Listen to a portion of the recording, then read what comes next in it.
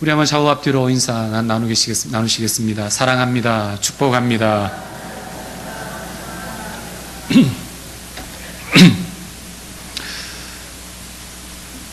네, 점심을 먹으러 자주 가는 보리밥집이 있는데요.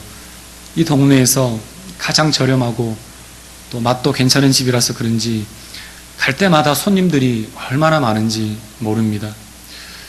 번호표를 뽑아서 1, 20분을 평균적으로 기다려야지 겨우 테이블에 앉을 수가 있습니다.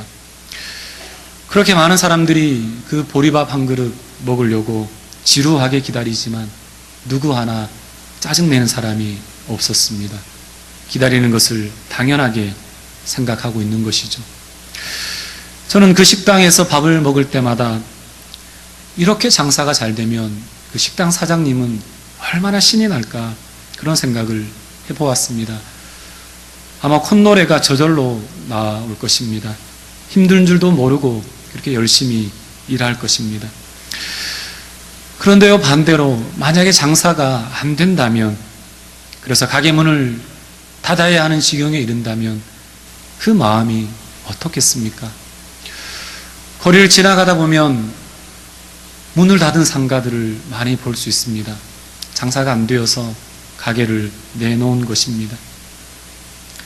대출받고 퇴직금 몽땅 끌어모아서 사업을 시작했는데 장사가 안 된다면 얼마나 속상하고 얼마나 허무하며 괴로운 일이겠습니까?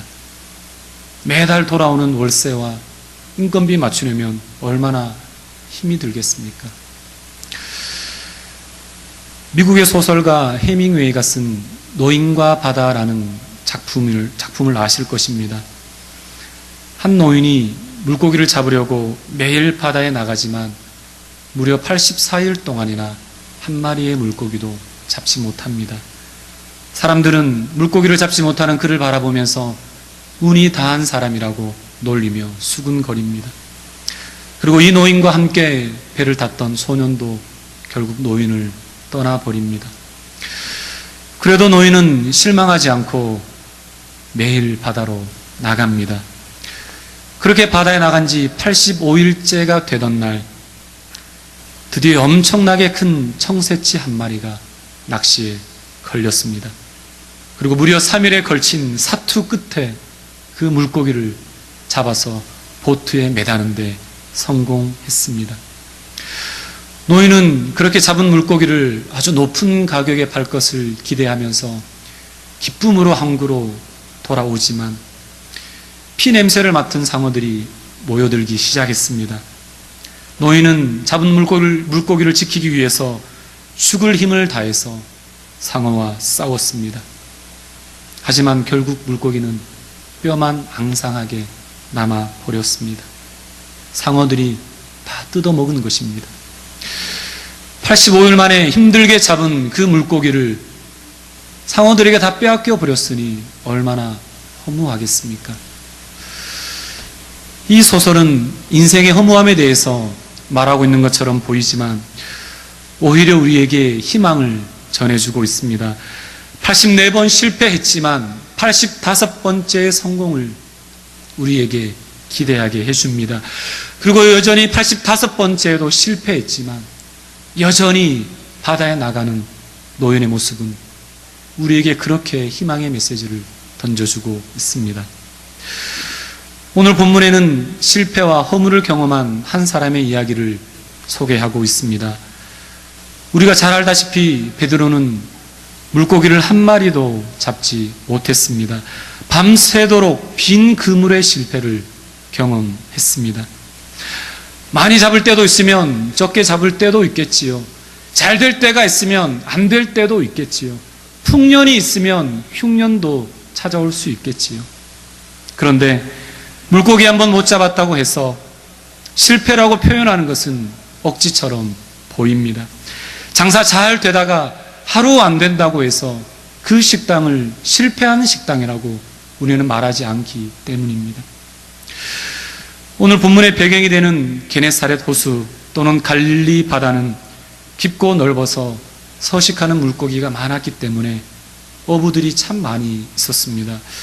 베드로도 갈릴리에서 태어나서 업으로 잔뼈가 굵은 사람이었습니다. 어디에 가면 물고기가 있고 어떻게 하면 물고기를 많이 잡을 수 있다는 사실을 잘 알고 있는 사람입니다. 물론 방법을 잘 알고 있고 뛰어난 기술을 가지고 있다고 해서 원하는 만큼 원하는 대로 물고기를 잡을 수는 없습니다. 하지만 그가 최소한 전문가인 것은 분명합니다. 그런데 전문가 베드로에게 물고기를 한 마리도 잡지 못한 빈 그물이 찾아온 것입니다. 잡은 것이 적은 것이 아닙니다. 잡은 것이 한 마리도 없는 아예 빈 그물이 그에게 찾아온 것입니다. 낚시질도 아니고 그물질을 했는데 밤새도록 한 마리도 물고기를 잡지 못하다니요. 이럴 수는 없습니다. 그래서 베드로의 빈 그물을 우리는 처절한 실패라고 보는 것입니다. 그런데 문제는 누구에게나 이런 처절한 실패가 찾아올 수 있다는 것입니다. 열심히 살아도 누구에게나 빈 그물에 절망이 찾아올 수 있습니다. 밤새도록 그물을 내려도 밤새도록 그물질을 해도 물고기를 한 마리도 잡지 못하는 실망스러운 일을 우리도 얼마든지 만날 수 있습니다. 노인과 바다 소설에 나오는 노인처럼 84일 동안 실패하고 85일 만에 겨우 잡은 물고기를 상어떼에게 빼앗겨 버리는 그런 허무한 일들이 우리에게도 얼마든지 일어날 수 있습니다. 이해할 수 없고 기가 막힌 상황에서 피곤하고 허탈해서 그물을 손질하고 있는 베드로의 모습은 오늘날 수많은 어려움 속에서 수많은 아픔 속에서 살아가는 성도들의 모습과 다르지 않습니다. 하루 종일 일해도 남는 것이 없고 한 달 동안 아무리 열심히 일해도 은행 이자로 다 나가버리고 병원비로 다 나가버리는, 그래서 남는 것이 없는 허무함을 겪고 있는 사람들이 지금 이 자리에도 분명 있을 것입니다. 그럴 때 운이 없었다고 생각하시겠습니까? 오늘은 잘 안 되었지만 내일은 잘 될 것이야, 내일은 잘 되겠지, 그렇게 스스로를 위로하시겠습니까? 그 위로가 진정한 위로이겠습니까? 오늘 본문이 우리에게 보여주는 것은 많이 잡을 때도 있지만 못 잡을 때도 있으니 실망하지 말라는 그런 내용이 아닙니다. 우리가 오늘 본문을 통해서 살펴봐야 할 것은 베드로가 왜 빈 그물의 실패를 경험해야 했는가입니다. 물고기가 없는 빈 그물이 그에게 어떤 의미였는지, 그 빈 그물의 경험을 통해서 그가 주님으로부터 어떤 위로를 받았고 그의 인생에 어떤 일이 일어났는지를 우리는 주목해야 합니다. 수천 년 전 베드로에게 일어난 일은 참된 위로자가 누구인지를, 그리고 참된 위로가 무엇인지를 우리에게 보여주고 있습니다. 오늘 말씀을 통해서 실망과 허무함 속에 빠져있는 우리 모두에게 하나님의 은혜와 하나님의 위로가 넘치기를 소망합니다. 본문 2절과 3절을 우리 함께 읽어보겠습니다. 본문 2절과 3절입니다. 시작. 호숫가에 배 두 척이 있는 것을 보시니 어부들은 배에서 나와서 그물을 씻는지라.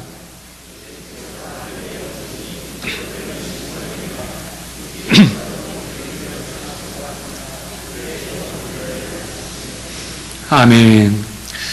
물고기를 한 마리도 잡지 못하고 빈 그물의 실패를 경험한 베드로에게 오늘 어떤 일이 일어났습니까? 한번 따라서 해보겠습니다. 참된 위로를 경험했습니다. 그렇다면 참된 위로가 무엇입니까? 예수님이 우리에게 말씀을 전하시는 동안 베드로는 호숫가에 배를 대고 그물을 정리하고 있었습니다. 이때 예수님은 그물을 손질하고 있던 베드로를 눈여겨보셨습니다. 베드로의 빈 그물을 보셨고 그 빈 그물로 인한 상심을 보셨습니다. 그리고 다가가셨습니다. 베드로의 배에 오르셨습니다. 창조주 하나님께서, 전능하신 하나님께서, 전능자 하나님께서 허탈하게 그물을 손질하고 있던 베드로에게 찾아가신 것입니다. 주님은 그렇게 우리에게 찾아오십니다. 성공하는 순간에, 인생이 잘 나가는 순간에, 우리가 부유하고 부족함이 없는 그 순간에, 우리에게 찾아오시는 것이 아니라 우리가 실패해서 낙심하고 실패해서 실망하고 절망하고 있는 그 순간에 우리에게 찾아오신다는 것입니다. 그런데 우리의 불만이 무엇입니까? 주님께서 우리에게 빨리 찾아와 주시기를 바란다는 것입니다. 물고기를 우리가 잡지 못하는 그 순간에 우리 주님이 찾아와 주시기만을 바란다는 것입니다. 그게 우리가 받을 위로라고 생각합니다. 우리가 받고 싶은 위로를 진짜 위로라고 생각합니다. 그렇게 예수님이 우리에게 찾아오시는 타이밍은 항상 우리의 생각과 같지 않습니다. 이미 실패하고 몸과 마음이 지쳐버린 상황에서 힘없이 우리가 그렇게 그물을 손질하고 있을 때 우리 주님은 찾아오시기 때문입니다. 그게 우리의 불만이 아닙니까? 그게 우리의 불만이 아니었습니까? 그렇지 않습니까? 마태복음 14장 24절 이하에 보면 배를 타고 갈릴리 바다 건너편으로 가려던 제자들이 큰 풍랑을 만난 사건이 기록되어 있습니다. 거친 바람으로 인해서 배가 흔들리고 물결이 사납게 일어날 때 배에 타고 있던 제자들은 얼마나 두려웠겠습니까? 그런데 심한 바람보다도 높은 파도보다도 더 큰 문제는요, 예수님께서 그 배에 안 계셨다는 것입니다. 주님도 안 계시고 파도는 점점 높아져 가고 거친 풍랑 속에서 총체적인 위기 속에서 그들은 꼼짝없이 물에 빠져 죽게 되었습니다.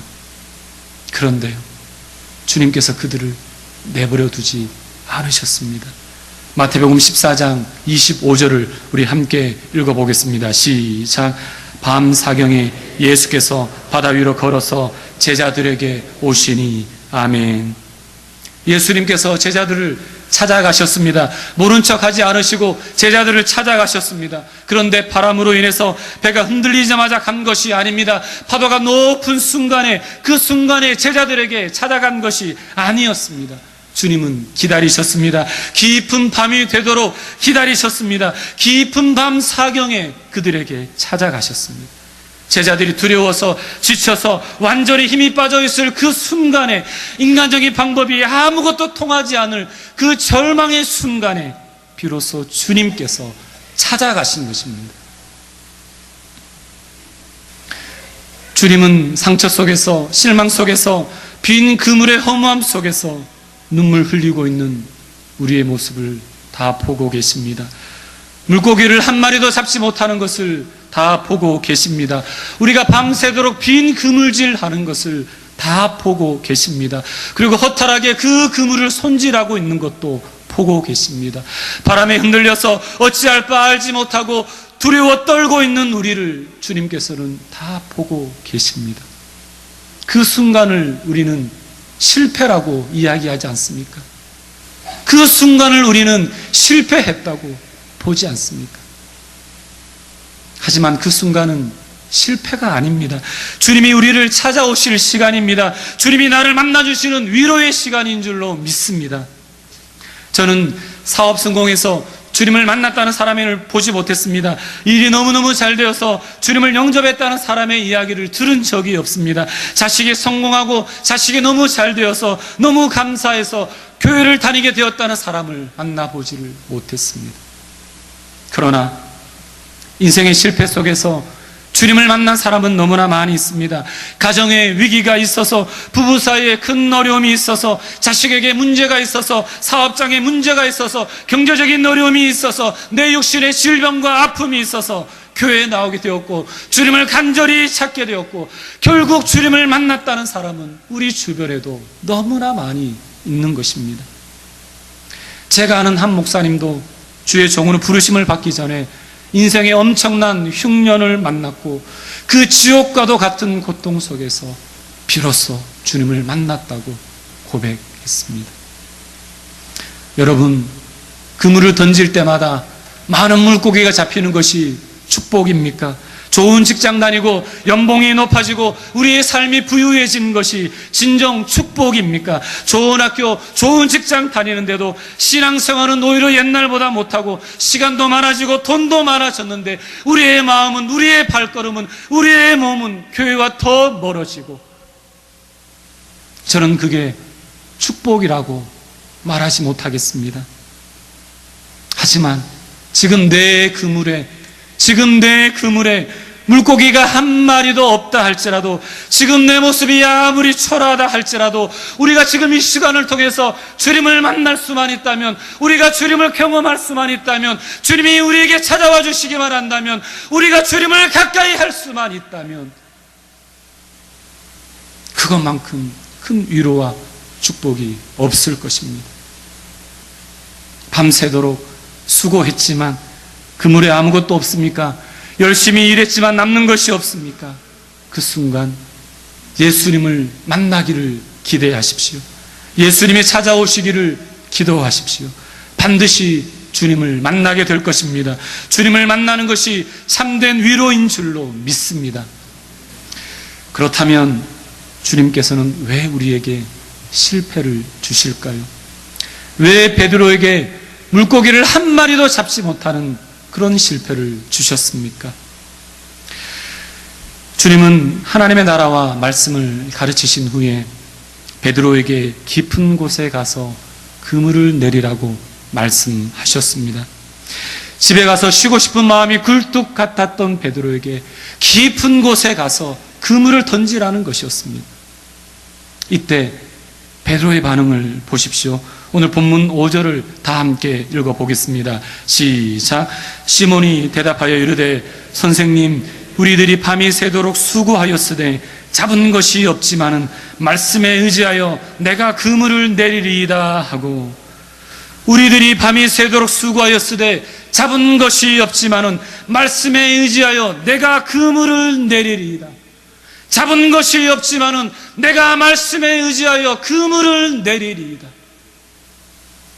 잡은 것이 없다는 것과 말씀에 순종하겠다는 고백이 한 문장에서 나타나고 있습니다. 무슨 말입니까? 만약 베드로가 물고기를 한 배 가득 잡아와서 신나게 그물을 손질하고 있었더라면 깊은 곳에 가서 그물을 내리라는 주님의 말씀에 순종할 수 있었을까요? 아닐 것입니다. 선생님, 저는 어젯밤에 잡은 물고기로 충분합니다. 굳이 저 깊은 곳에 가서 그물을 던질 이유가 없습니다. 저는 몹시 피곤합니다. 그래서 빨리 집에 가서 쉬고 싶습니다. 그렇게 말하지 않았겠습니까? 그런데요, 베드로는 잡은 것이 없었기 때문에 말씀에 순종할 수 있었습니다. 잡은 것이 없지만은 말씀에 의지하여 내가 그물을 내리리이다. 그렇게 고백할 수 있었습니다. 물고기를 잡지 못하는 그 실패를 경험했기 때문에 주님의 말씀에 순종할 수 있었던 것입니다. 그 말씀에 순종한 결과를 우리는 너무나 잘 알고 있습니다.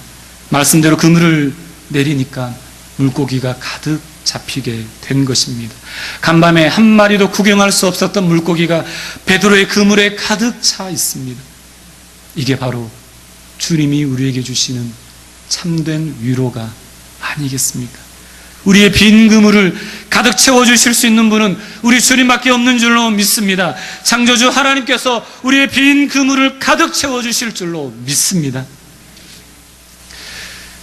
그물이 찢어질 정도로 물고기가 가득 잡힌 광경을 보면서 베드로는 무슨 생각을 했을까요? 베드로의 고백을 한번 들어보겠습니다. 8절입니다. 시몬 베드로가 이를 보고 예수의 무릎 아래에 엎드려 이르되 주여 나를 떠나소서 나는 죄인이로소이다. 주여 나를 떠나소서 나는 죄인이로소이다. 나는 죄인이로소이다. 나는 죄인입니다. 베드로는 지금 자기 앞에 서 있는 분이 누구인지를, 그분이 신적 존재인지를 깨닫게 되었습니다. 그리고 그분 앞에 있는 너무나 연약하고 너무나 더러운 자신의 모습을 발견하게 되었습니다. 주님을 인격적으로 만나고 주님의 존재를 경험한 사람들의 공통된 고백이 무엇입니까? 나는 죄인입니다. 나는 죄인입니다. 실패를 통해서 주님이 찾아오시고 그 실패를 통해서 순종하였고 그물이 가득 차는 위로를 통해서 주님께서 누구신지 또 내 자신이 어떤 존재인지를 우리 그 베드로가 알게 된 것입니다. 우리는 빈 그물이 가득 채워주는 것만을 위로라고 생각하지 않습니까? 주님께서 오셔서 내 텅 빈 그물을 가득 채워주시는 것만을 위로라고 생각하지 않습니까?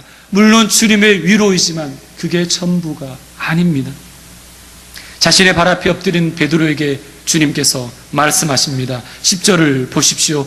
예수께서 시몬에게 이르시되 무서워하지 말라. 이제 후로는 내가 사람을 취하리라 하시니. 아멘. 한번 따라서 해보겠습니다. 참된 위로는 우리의 사명을 회복시킵니다. 아멘. 지금까지 물고기를 잡으며 살아온 베드로에게 이제 사람을 낚는 어부가 되라는 것은 지금까지의 삶의 방식을 버리고 완전히 다른 삶을 살라는 것입니다. 완전히 다른 사람이 되라는 것입니다. 사실 이 말씀은 깊은 곳에 가서 그물을 던지라는 그 말씀보다도 오히려 순종하기 더 힘든 말씀이었을 것입니다. 그런데요, 빈 그물을 가득 채워주신 그 주님의 위로를 경험했던 베드로가 그물이 가득 채워지는 놀라운 광경을 통해서 주님께서 주시는 위로를 경험했던 베드로가 어떤 반응을 보이고 있습니까? 우리 본문 11절을 다 함께 읽어보겠습니다. 11절입니다. 그들이 배들을 육지에 대고 모든 것을 버려두고 예수를 따르니라. 아멘. 모든 것을 버려두고 예수를 따르니라. 모든 것을 버려두고 예수를 따르니라. 베드로가 모든 것을 버리고 예수님을 따르게 된 것입니다. 배와 그물은 베드로의 전부가 아닙니까? 베드로의 삶의 이유와 목적이 아니겠습니까? 그 배와 그물은 그의 미래고 노후 대책이 아니겠습니까? 그런데 그는 배와 그물을 버렸습니다. 그는 배와 그물을 또 모든 것을 버릴 수밖에 없었습니다. 왜요? 왜 그렇습니까? 진정한 위로를 경험했기 때문입니다. 참된 위로를 경험했기 때문입니다. 여러분, 진정한 위로가 무엇입니까? 참된 위로가 무엇입니까? 내 빈 그물이 가득 차는 것만이 위로이겠습니까? 내 어려움을 해결해 주시는 것만이 참된 위로이겠습니까? 실패 속에서 위로받고 회복되어서 잘 먹고 잘 살게 하는 것은 참된 위로가 아닙니다. 쓰러진 나를 일으켜 세워서, 어려움 속에서 쓰러진 나를 일으켜 세워서 주님의 일을 하게 하는 것이 진정한 위로라는 것입니다. 쓰러진 나를 일으켜 세워서 배와 그물까지도 버릴 수 있게 하는 것이 바로 주님께서 우리에게 주시는 진정한 위로인 것을 믿을 수 있기를 소망합니다. 배와 그물을 버리고 주님을 따르게 하는 것이 진정한 위로인 줄로 믿습니다. 왜 실패하게 하셨습니까? 주님을 만나기 위해서입니다. 왜 주님이 찾아오시고 죄인된 우리를 만나주셨습니까? 우리가 죄인임을 알게 하기 위해서입니다. 왜 그물이 가득 차는 위로와 축복을 우리에게 주셨습니까? 결국 주님을 따르게 하기 위해서인 것입니다. 다시 말해서 주님이 우리에게 주시는 참된 위로는 우리의 사명을 회복하게 하는 것입니다. 주님의 위로를 통해서 우리는 사명자의 모습을 회복해야 한다는 것입니다. 사명을 회복하는 것, 주님께서 우리에게 주신 그 사명을 회복하는 것이 진정한 회복이요 참된 위로라는 사실을 믿을 수 있기를 소망합니다. 우리는 엘리야 선지자를 잘 압니다. 왕상 19장에 보면 그는 살기 위해서 도망치다가 그만 지쳐버렸습니다. 완전히 번아웃 되었습니다. 그리고 로뎀나무 아래에서 죽기를 원했습니다. 그런데요, 하나님께서 그를 그렇게 내버려 두지 않으셨습니다. 탈진한 그를 그 상태 그대로 내버려 두지 않으셨습니다. 그를 위로해 주셨습니다. 어떻게? 떡과 물을 가지고, 먹을 것을 가지고 그가 일어날 수 있도록, 탈진한 그가 일어날 수 있도록 그렇게 위로해 주셨습니다. 그런데요, 그렇게 주님의 위로를 받은 엘리야가 어떻게 했습니까? 그렇게 주님의 위로를 받았던 엘리야가 어떤 일을 했습니까? 왕상 19장 8절을 우리 함께 읽어보겠습니다. 왕상 19장 8절입니다. 이에 일어나 먹고 마시고 그 음식물의 힘을 의지하여 40주 40야를 가서 하나님의 산 호렙에 이르니라. 아멘. 하나님의 산 호렙에 이르니라. 엘리야 선지자가 어디로 갔습니까? 사명을 받으러 간 것입니다. 엘리야 선지자는 주님의 위로를 받고 사명을 감당하러 간 것입니다. 여러분, 우리에게 왜 주님의 위로가 필요합니까? 왜 우리에게 주님의 위로가 필요합니까? 단지 우리가 잘 먹고 잘 살기 위해서, 내 빈 그물이 채워지는 것, 그것이 진정한 위로이겠습니까? 왜 주님은 우리에게 위로해 주십니까? 우리가 사명을 잘 감당하도록 하기 위해서입니다. 실패 속에서 주님의 참된 위로를 기대하십시오. 그리고 그 위로를 통해서 우리의 사명을 회복할 수 있기를 소망합니다. 주님께서 주시는 위로는 우리가 가진 모든 것을, 배와 그물을 버리게 할 만한 참된 위로인 줄로 믿습니다. 말씀을 정리합니다. 우리는 빈 그물의 실패에만 사로잡혀 있지는 않습니까? 또는 너무나 많이 잡은 물고기에 위로받고 그 물고기를 바라보면서 만족하고 있지는 않습니까? 여러분, 더 이상 빈 그물의 아픔과 상처 속에 갇혀 있지 말고 주님의 참된 위로를 통해서 예수를 따르는 사람이 되시기를 바랍니다. 살기 위해서, 내가 생존하기 위해서 배와 그물을 붙잡고 있는 것이 아니라, 내가 예수의 제자로 살기 위해서, 내가 성도답게 살기 위해서 배와 그물을, 나의 모든 것을 버릴 수 있기를 주님의 이름으로 소망합니다. 로마서 14장 8절을 우리가 다 함께 읽고 마치겠습니다. 로마서 14장 8절입니다. 시작. 우리가 살아도 주를 위하여 살고 죽어도 주를 위하여 죽나니 그러므로 사나 죽으나 우리가 주의 것이로다. 아멘. 우리가 살아도 주를 위해 살고 우리가 죽어도 주를 위해 죽나니 그러므로 사나 죽으나 우리는 주님의 것입니다. 믿으십니까? 주님이 우리의 참된 위로자가 되실 때 이런 고백이 우리의 심령 깊은 곳에서 터져나게 될 것입니다. 참된 위로를 통해서 우리의 빈 그물이 가득 채워지기를 바랍니다. 주님의 위로를 통해서 우리의 모든 어려움이 해결되기를 바랍니다. 주님의 참된 위로를 통해서 우리의 모든 육신의 질병이 깨끗하게 고쳐지기를 바랍니다. 그리고 더 나아가서 우리에게 주신 사명까지도 회복하는 우리 모두가 되기를 주님의 이름으로 축원합니다. 축원합니다.